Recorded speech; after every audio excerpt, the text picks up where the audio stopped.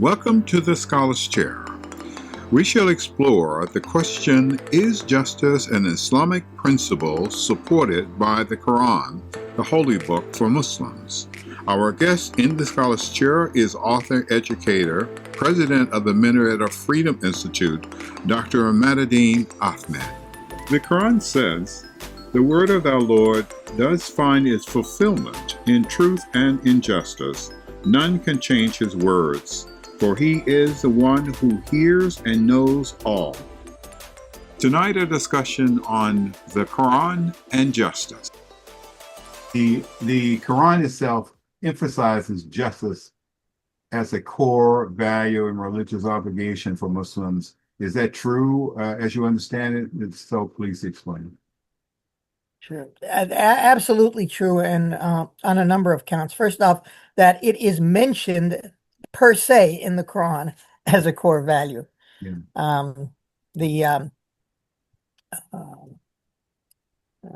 There are several references to justice in the Quran, and I think, for example, in Surah 5, verse 8, it says, "O you who believe, be upright for God and be bearers of witness with justice." So that it is an outright command that to be an upright person before God, you have to be a just person. In Surah 16, verse 90, it says, "God commands justice and fair dealing," so that the commandment to do justice and to deal fairly are an explicit command within the Quran. In Surah 55, verses 7 to 9, it says, "And he raised, and the heaven he raised and imposed the balance, that you not transgress the balance, and establish weight in justice, and do not make deficient the balance." Actually, I would translate that, "and do not fall short in the balance." Yeah. So that there's a nice rhetorical flourish here in which doing justice is equated with with falling short in the balance yourself. So if you fail to do justice, you yourself are falling short in the balance. Yes. Yes. Anyway, there are numerous other places where justice is mentioned in the Quran, and I think that one that you were going to ask me about anyway, if I can Sure, go right ahead. jump ahead, Surah 4, verses 135 and 136. "O you who believe, stand out firmly for justice as witnesses to God, even against yourselves or your parents or your kin, and whether it be against the rich or the poor. For God can best protect both. Follow not the lusts of your heart, lest you swerve. If you distort justice or you decline to do justice, verily God is well acquainted with all that you do. O you who believe, believe in God and his messenger, and the scripture which he sent to his messenger, and the scripture which he sent to them before him. Any who denies God, his angels, his books, his messengers, and the day of judgment has gone far, far astray." This coupling of a command to do justice, even if it's against yourself or those you love, those who are close to you, and interestingly, whether they're rich or poor, so that you it's fascinating because most people tend to distort justice in favor of the rich. Yes. You have a few people who'd like to distort it in favor of the poor. The Quran says, no, there's justice. It's for everybody. I don't care if you're rich or poor. I don't care if it's you or your father or who it is. You've got to be just. And then by coupling it to the following verse to say that this is equivalent to do injustice is equivalent to denying the faith itself. You're just not a believer if you're not going to be just. Yes, yes. So, I think that the bottom line is not only is justice explicitly mentioned in the Quran, but it's equated with belief itself. There's one other point I would raise, if I might, and that is that, the Quran talks about the meaning of life. And the meaning of life is that man is the Khalifa. He's God's agent on earth. Yes. Agent to do what? Well, a number of things, but most important is the instrument of justice on earth. Justice. Yes, yes. Because that is part of what makes him human, and I think that is the reason why justice is mentioned so much in not only in the Quran. I just had someone to do a little research for me on the Torah, and the Torah is replete with commitments to justice. I haven't done the same kind of research on the Bible yet, but I found it very interesting. I found it very interesting. And I can say that the idea of being a believer, as you said, Khalifa, is to be a just person. I quite agree with that. That surah that you just read, 135, came from a surah named the Woman in the Quran. And that it was kind of interesting that when I was going through the Quran looking for justice, the word justice, I found that many of them were in this particular surah. So I gather that the Quran is informing us that we have to apply justice regarding the women in our lives, the mothers, the daughters, the wives. So is the Quran just towards women?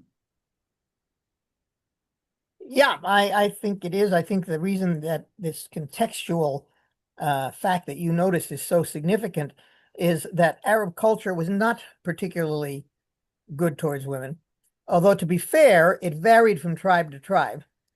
But the Quraysh, the Prophet's tribe, was one of the bad ones. and and therefore the necessity of making this contextual placement of the command to justice is clear. Even some of the things that modern Westerners, have tried to argue is it demonstrates Islamic injustice towards women. If you look more closely, doesn't bear scrutiny. So, for example, the tolerance of polygyny. Islam did not totally ban polygyny. It does limited, discourage it. Yeah. And it limits when it may be done. But the thing is that rather than say, oh, well, that means that modern philosophy is much better than Islam because it prohibits it completely, rather one should look closely at what are these limits and what is the justification for the limits. And the Quran quite explicitly says that if you cannot be just to multiple wives, then just take one. Yes. So that justice is still there.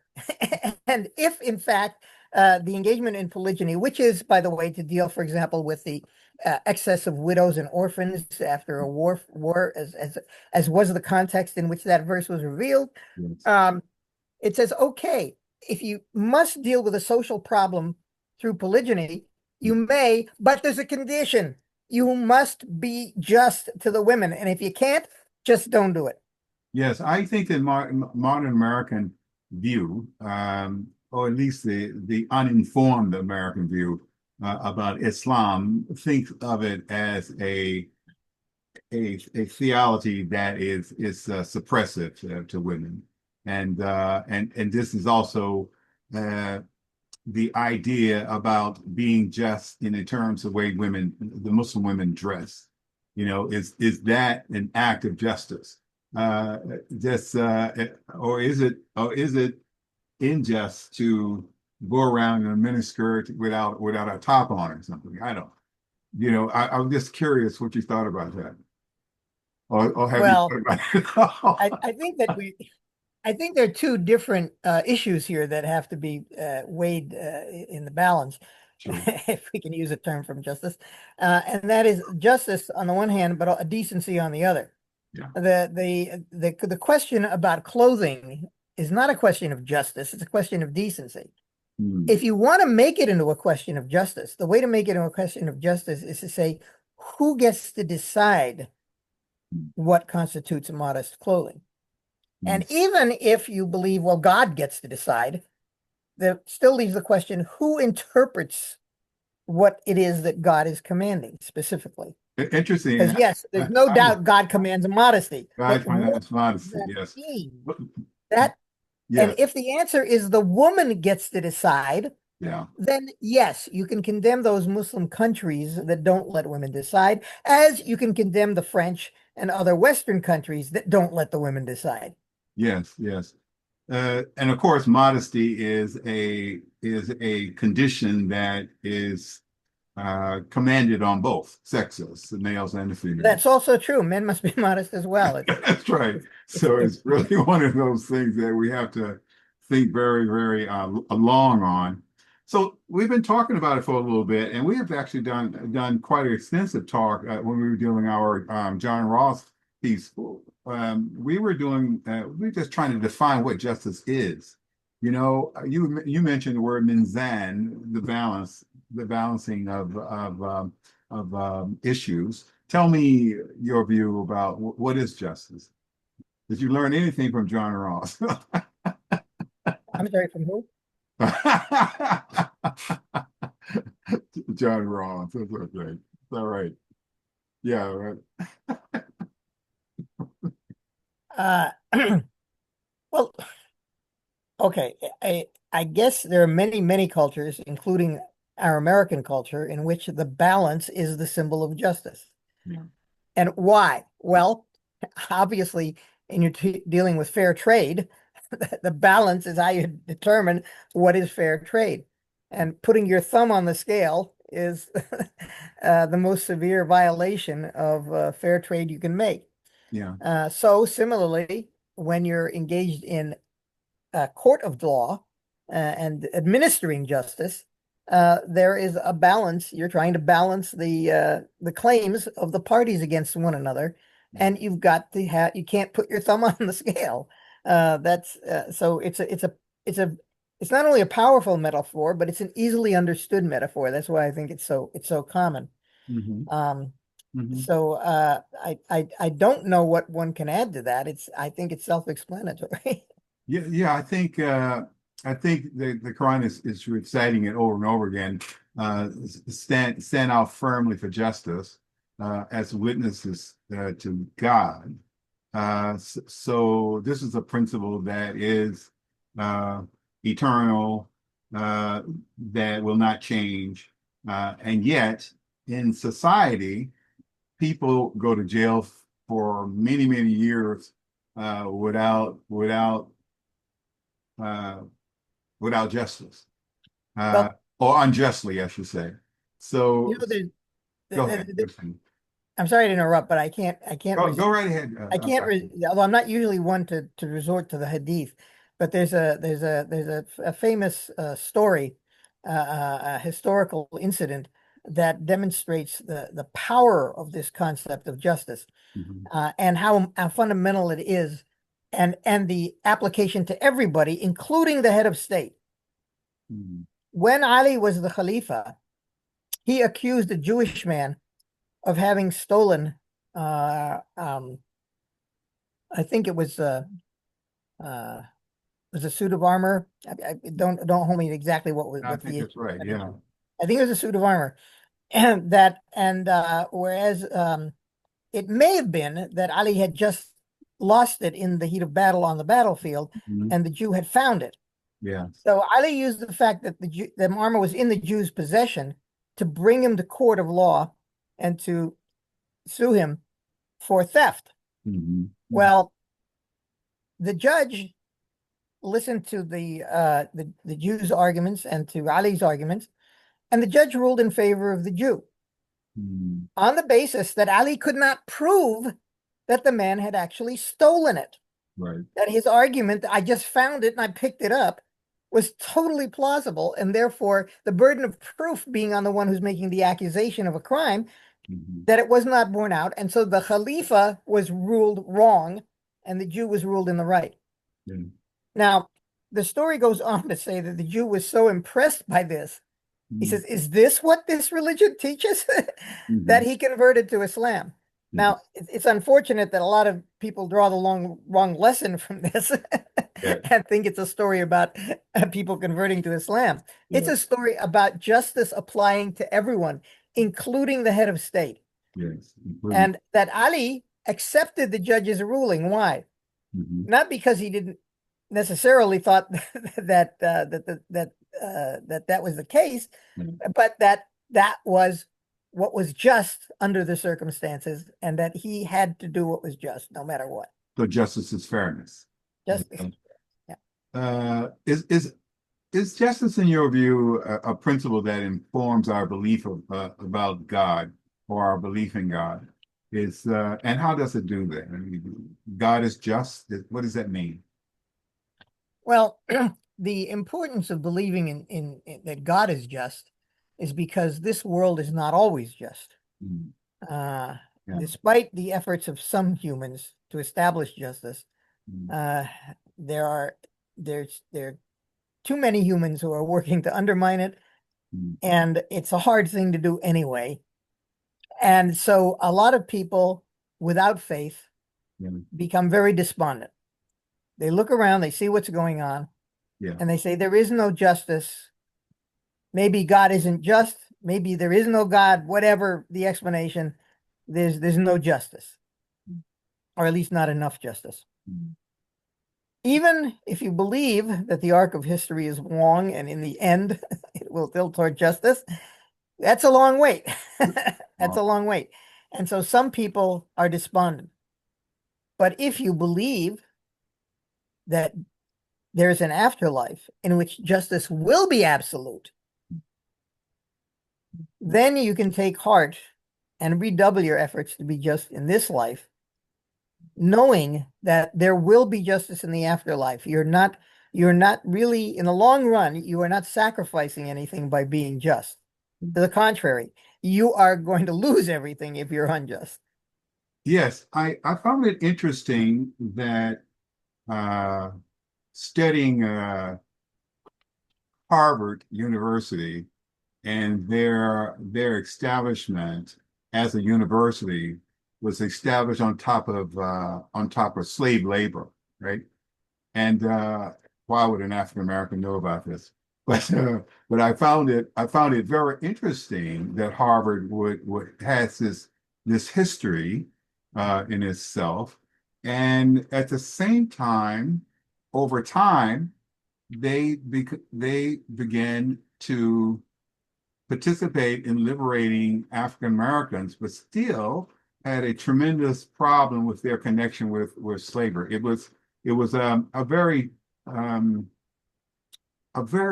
noteworthy element that Harvard was so entrenched into slavery in terms of using the system to even build Harvard.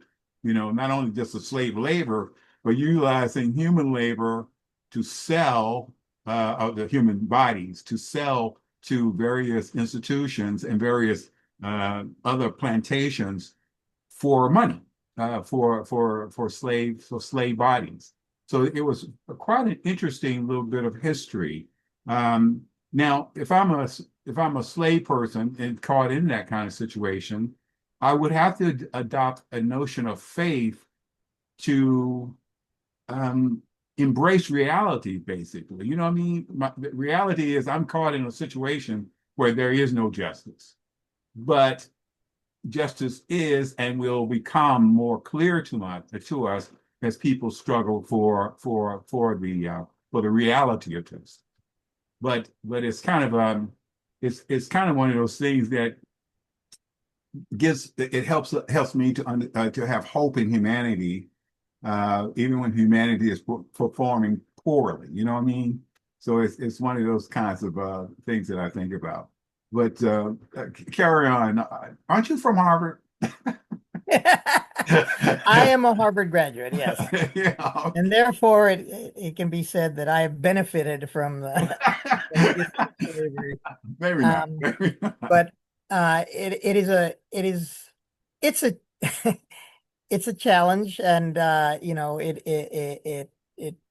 it echoes accusations that have been made about Islam. If Islam is so for justice, why didn't it ban slavery outright Yeah. instead of merely regulating and reforming it Yeah. and encouraging the freeing of slaves?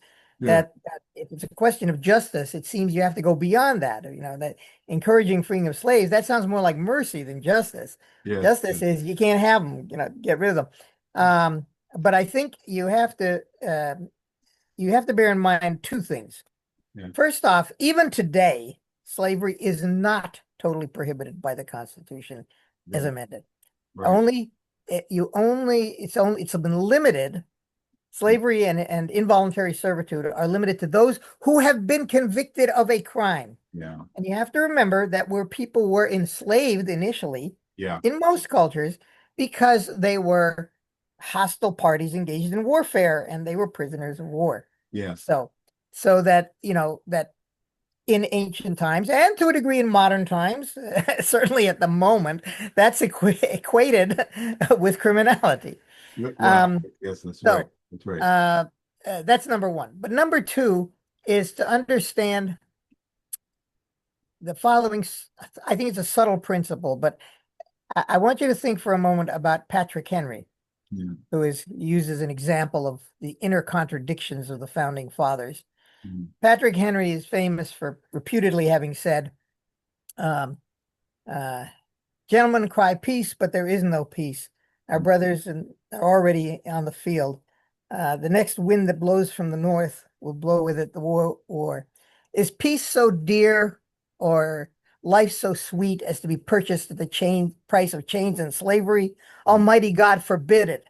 I know not what course others may take, but as for me, give me liberty or give me death. Now you can look at that and you can say, boy, what a hypocrite. He owned slaves. Right. Yeah. Or you can say, he didn't say, you have an obligation to free me.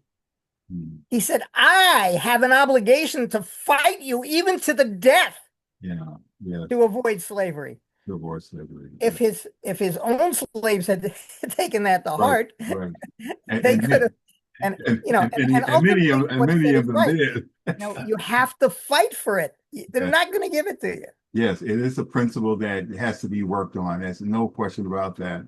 I think that what I've been thinking of is that almost in the way that we think about the scientific method, that this principle is one that has to be believed in, and then you have to find verification for that belief. It's kind of like a verification of belief as time goes on, and as you're constantly working at bringing this principle into reality. Is that too far? Talking to Uh, scientists here. I'm not sure what to say to that because you know, there's two different frameworks. You're going to be talking about what is a matter of principle, and you Yeah, can talking about as what is a matter of practice. right, Okay, so as right. a matter of principle, I, being a libertarian, would say that freedom is right as a matter of principle in all cases. Mhm, But as a matter of practice, mhm. eternal vigilance is the price of liberty. Interesting. If you're not willing to fight for it, you're not going to have it. Good point. Very good point. That is a good understanding of how it informs our humanity. Right. And so that means, yeah, you have to use the scientific method to figure out how to get freedom. how to get to it. Question number 8. What is the difference between vigilance and justice? I mean, there are people that we're looking in our modern time with all the chaos that we see around us every day. There seems to be a lot of uh, um, revenge and vengeance instead of applying justice. Yeah. Uh, yeah. I don't think vengeance is justice at all. Yeah, It's a pale substitute for justice for people who are desperate. yeah, If you can't get justice, you're tempted to engage in vengeance instead in order to make those who are oppressing you yeah. feel the pain that they are causing you. Now, is this a good idea? Is this a good tactic to use? Um, uh, that's a deep moral. Well, I guess it's both a moral and a practical question. All right. Yeah. From the moral point of view, Certainly Christianity and Judaism says no. Vengeance is mine, saith the Lord. Right? Yes. Yes. Yeah. So, and of course, in Christianity, you're supposed to forgive your enemies and pray for them. Uh, Right. Right. do that or not is another question. Right. In Islam, it turns out that there is a verse in the Quran that will tolerate vengeance under very extreme circumstances. Mhm. If the if the if you are forced into a system in which you're denied justice, Mm. you can, as a protest against the system, engage in vengeance. But it's very discouraged, Yeah. and it's only tolerated. Yeah. And the question is, how effective is it? Right. And I don't think it's very effective. Yeah. I think that when you look at people who engage in vengeance, they indict themselves. Mm. Take the, take take the Israelis, after October 7th. There's no doubt October 7th was an unjust act by Hamas. Yes. But to avenge the killing of however many hundreds of innocent people by the deaths of tens of thousands of innocent people, Yeah. Yeah. Yeah. obviously, and that's why, by the way, that's one of the limits the Quran puts. It says if you engage in vengeance, Yeah. it's one for one. You cannot exceed. Then you become unjust. And it goes further Uh, that forgiveness would be better for you, as the Quran talks about. Um, it's really kind of an interesting dialogue on justice. I wish more people would have it. I really do. Well, but I was going to say the same thing, that the reason the Hamas would have argued, I'm sure, at the time that, okay, well, maybe we killed too many innocent people, but the Israelis are killing innocent people too, mm, and more. Uh, as did that help them? No. yeah, And every act where someone engages in vengeance has is hurting the people who are engaging in the vengeance.